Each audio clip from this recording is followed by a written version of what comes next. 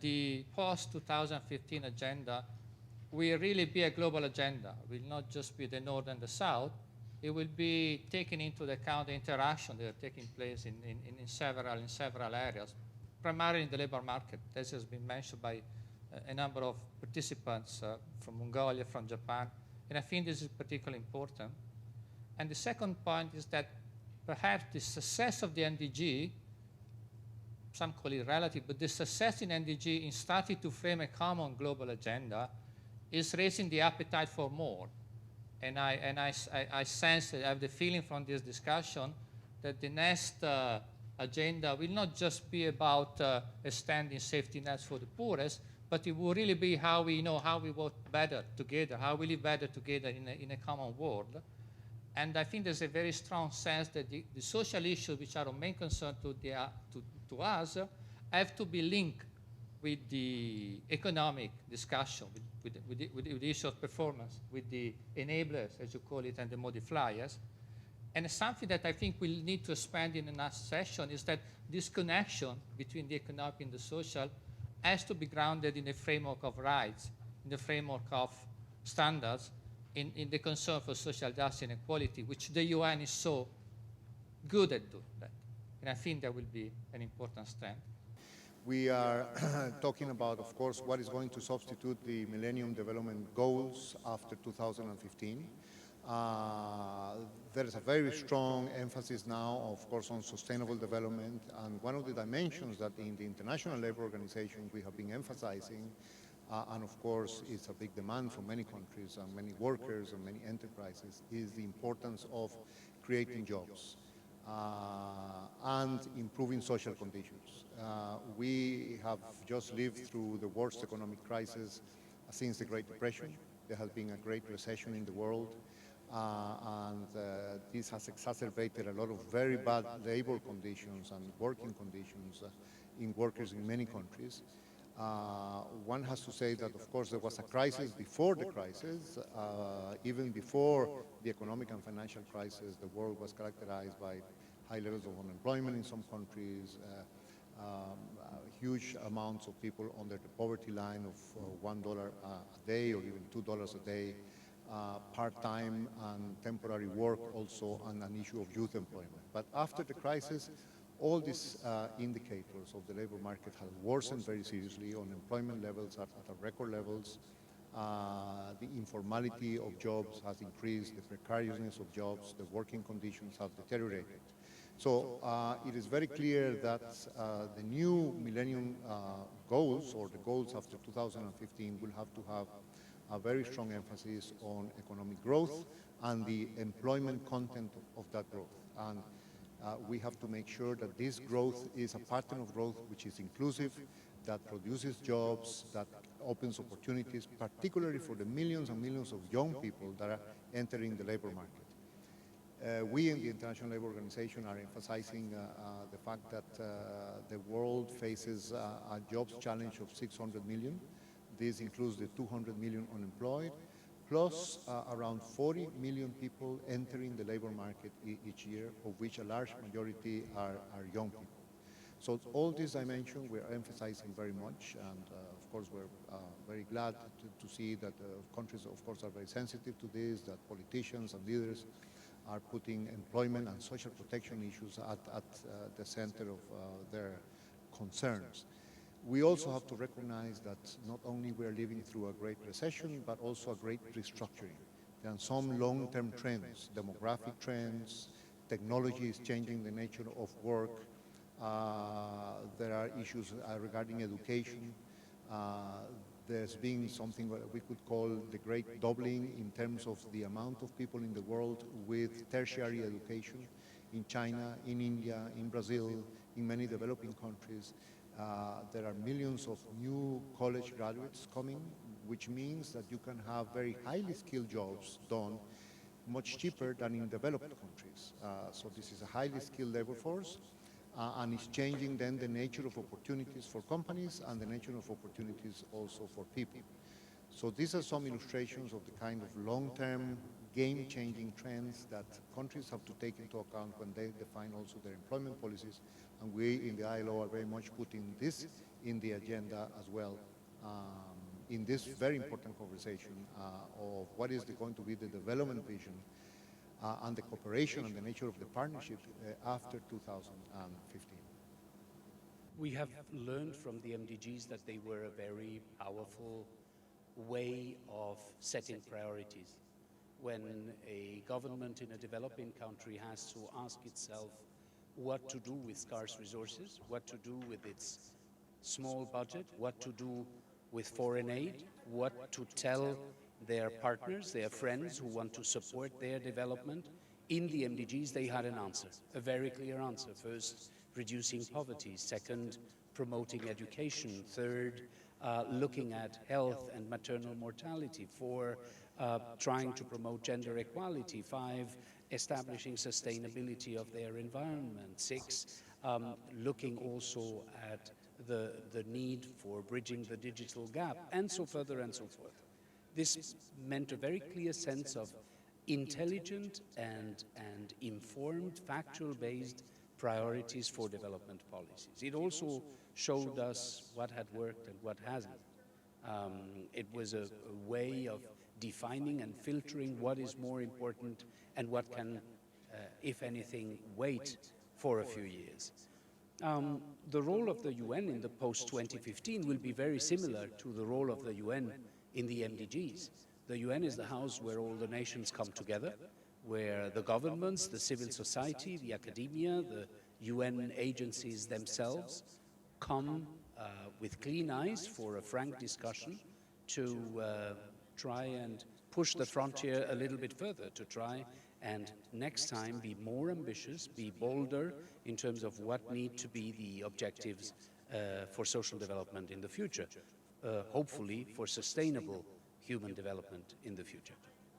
New MDG target stresses decent work for all, including the women and young, but the current indicators still seem inadequate for monitoring the quality of jobs. Like there's 4 indicators that were added in the employment MDG target.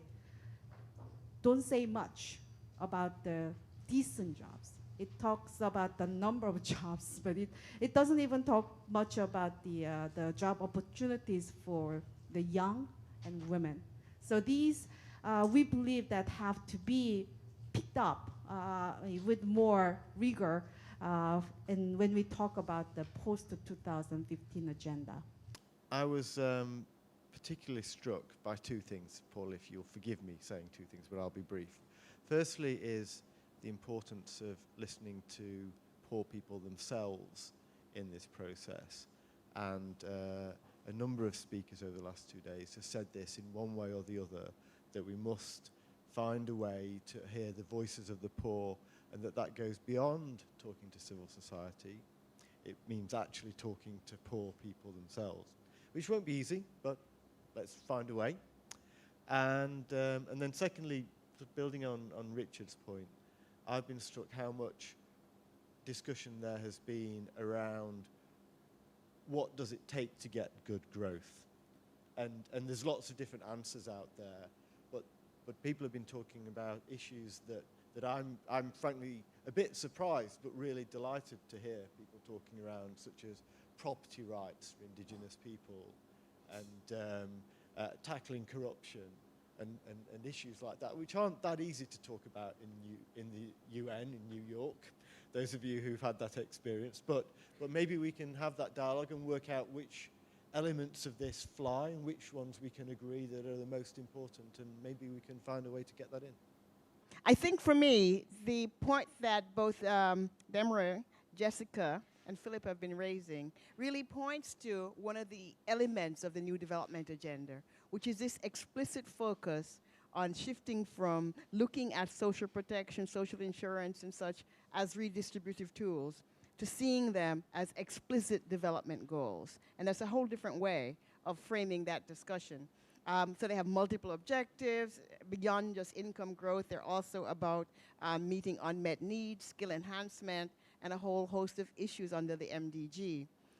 What is missing for me from the presentations are 2 things. One is that we haven't yet factored in the nexus between poverty, paid and unpaid work, and recognition of unpaid work, and the role of the care economy in both stabilizing the economy from crisis, but in also it as bolstering it as one of the essential elements of growth. And I think that means that we need to recognize that poverty eradication is not the same thing as eradicating gender inequality, that they're quite different and they need different sets of tools to work on that. And that what we've been doing in the International Working Group on Gender and Macroeconomics and looking at some of the employment guarantees and work done by Rania Annapolis is to kind of look at it in two pillars and saying that for these projects to be gender sensitive, they actually need to be grounded in two pillars. One, of course, is looking at time use satellite accounting. The other is in terms of looking at kind of gendered social accounting matrix to see what's going on in the economy and how you do that. So you want to make clearer the gender, race, income, and poverty structures underlying the economy so you could actually move resources in that. And in order to make it more gender sensitive, and the South African program, of course, is one of the most explicitly gender sensitive. They've actually built in, beyond increasing a number of women, they've building actual other kinds of gender dimension, childcare, women's participating in decision making around the nature of the jobs. And so we need to reshape a new gender equity policy response that really integrates gender in social protection and within a rights framework. I think the other element is that we have existing new innovative mechanisms that are critical to this new development agenda. The social protection floor is, of course, they're not new, but they're actually being repackaged, so that's great. UNDP, multi-dimension poverty, is another element, and we heard about ILO Global Jobs Pact. So these are all different elements that exist to enhance and to build around for this new situation. I think one of the really positive things more broadly that's happened over the last decade is that there's been much more acknowledgement of the integrated elements of social protection and a broadening of the definition that brings social protection and labour market policy much closer together and to people to think about them in a more integrated way. The obvious one is how we get people out of welfare into work, but CCTs and many other ones have seen these linkages much more closely. And we see this in country programs. Part of it's towards just simple program consolidation, things like Bolsa Familia. Others, like the NREGA in India, I think I remember when we did the India Social Protection Report, it was very difficult to know which chapter to put it in. Is it social assistance? Is it a preventive measure? Is it a promotional measure? And as they add more things to NREGA, access to SGSY and other programs, to insurance programs, it's clear that this kind of approach to having backbone programs that serve multiple objectives is something that a lot of countries are exploring. Ethiopia itself is a very good example of that, I think. Similarly, there's been a lot of progress, I think, towards looking at systems backbones. And again, looking at India, the UID initiative, I think, is a hugely interesting one there, trying to get the whole population into a single database that would then serve as a consolidated beneficiary database as well for a host of programs. So that's all very good news. The other part, I think, is that there's been an increasing acknowledgement that social protection is not just a deadweight cost. It's not just a tax on growth, but in fact can be growth enhancing. And I think that's a massive mindset shift amongst economists in particular. There's very good evidence, for example, in China of the expansion in health insurance and pension insurance over the last decade from the IMF, that has expanded household consumption, positive on the poverty side, but also at the macro level is helping in the rebalancing that China is trying to do between export-led growth and consumption-led growth. So the macro benefits of social protection have become clearer and clearer empirically and theoretically. To my mind, there are three different things that a global agreement could possibly do, not necessarily mutually exclusive. An agreement could do more than one of them. The first is to create a new global norm around the importance of thinking beyond GDP and looking also at how inclusive growth is, how much employment it generates, and so on.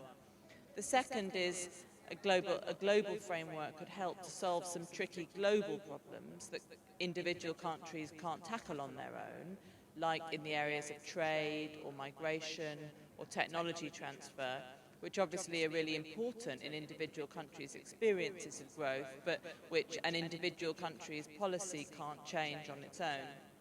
And the third thing that a global framework could possibly do is by creating a standard for countries to be judged by, it could help to create incentives for individual governments to try to improve employment, to increase the number and the quality of jobs, to pay more attention in their policy to people's experiences of work, how vulnerable they are, and so on. Some of the things that we've talked about today, for example, have been the role of social protection schemes, different kinds of legislation, how the resources, how the benefits of natural resources can be spread more widely through countries. Those are really all about national policy, but a global framework can help to provide incentives, encourage learning between different countries, and just to create a little bit of pressure for countries to start to care more about all of these things. Having said that, one of the things that came out very sharply in this last session, and this was all 4 countries pretty much said that, is the issue of youth unemployment. You know, frankly, we were always concerned earlier about unemployment, and it's been a major issue for all of us. But what has happened now is that youth unemployment in every country has been going up. And the question that nobody seems to have really asked, and certainly not factored into the way we think about economic development, is why is it that at times of stress, the one component of unemployment that goes up first and fastest is youth unemployment? And in a sense, I think that's where we need to focus our thoughts. There are probably 4 key dimensions of job creation and regulation, which might be a useful way of conceptualizing this issue. And these are what some people would commonly suggest represent a life cycle approach. So firstly, thinking about tackling youth unemployment. I won't really linger on this because it's already been discussed quite a lot. As we've already heard, 81 million youth are currently unemployed. These are the latest ILO figures. I think it's important to note, though, we've had a lot of kind of distressing and quite sort of cautious tones about this earlier today, but I would also emphasize that this presents a real opportunity. Some people have contested these figures, but one estimate suggested that if we were to halve the number of youth unemployed, we could add 4 to 7% to global GDP. So I think there's a compelling case to be made for the benefits of focusing on youth unemployment, purely in economic terms, as well as for a rights-based approach. Investment is critical, and it is investment into enterprises that creates jobs, harnessing the contribution of education, skills, and productivity. Any employment agenda should begin with mapping the incentives and disincentives, firstly to investment, and then to giving people's jobs. There is a need to improve the quality of existing employment opportunities, and second, it is important to transform the structure of employment. In terms of the first objective, we need to increase or look at ways by which we can increase the productivity of workers, like by providing access to quality education and higher level trainings, which is very important, particularly given that we live in a highly dynamic and fast-changing world, where workers must be agile enough to change jobs and move into other industries. This is very much like what our colleague mentioned this morning, how to be better attuned to the paradigms and shifts in employment, new paradigms and shifts in employment. Implicit in all this is the need to provide financial services to workers so that they can access these higher level trainings. For example, the TVET that our colleague also mentioned, no? And other types of quality education. Macroeconomic policy is also important for improving employment, especially among the marginalized groups. For example, fiscal policy needs to be reoriented so that investing in health, education, water, and sanitation are seen not only as the fulfillment of rights of citizens to access these services, which in itself is quite valuable, but as an important component in developing the productive capacity of a nation. My organization, Rengo, firmly believes that in order to achieve an economically sustainable society, it is essential to seek after fair globalization through promoting decent work, as the ILO advocates. In other words, it is indeed the growth accompanied by the creation of high-quality employment or quality job that will be the key to attaining each target of MDGs. The MDGs have proven to be a very effective tool, not just for cooperation and mobilizing additional support and resources for key areas, but also for creating a common understanding and a common agenda around key issues. The SDGs do not seek in any way to undermine the MDGs, but rather to build upon that very successful model to create a space and reference points for very key complex development issues. To address successfully something like, for example, food security, we need to address long-term structural issues. Food security is not just about sustainable agriculture. Many other issues come in, such as the prices of commodities and price volatility and sustainable fisheries. And it is only by articulating these through succinct SDGs that we will be able, as an international community, to address these complex development challenges. Another very key aspect of the SDGs is that they are universal, i.e. they are for all countries and for all constituents. This will again reinforce the idea of a common development agenda, of a common purpose, and very importantly, it should catalyze action at all levels and in all countries. I want to say something about growth. I'm not against growth, particularly nice growth as opposed to nasty growth, but we need to be clear what it's for. I'm a little bit taken aback with the idea that MDGs are instrumentalities for growth, because I think that still leaves open the question, what is the purpose of growth? What does growth lead to? It's something in the abstract, or in economic terms, it's more economic activity. But what does that activity in turn lead to? So I would say two things in relation to what Paul has asked. Firstly, I think it's come out clearly from the last 2 days, it's a type of growth that matters. And that's where attention needs to be focused, and that's where work needs to be done going forward. I won't go through all the adjectives, or are they adjectives or adverbs? I'm not sure, but probably adjectives. The type of growth is what matters. But I would say, secondly, it's the purpose of growth. I mean, I would take the purpose of growth in the economy and great economic activity to be that people lead better lives. And they're able to sustain those better lives and able to pass on the fruits of those lives to their children, and so on. If that's the case, then we're circling back, aren't we, to MDG type ends. They don't have to be the same MDGs or, exactly the same. They might be different. But there needs to be some definition going forward of what growth is for. What do we want it for in terms of something which is desirable? Because growth in itself, I don't see the meaning of that.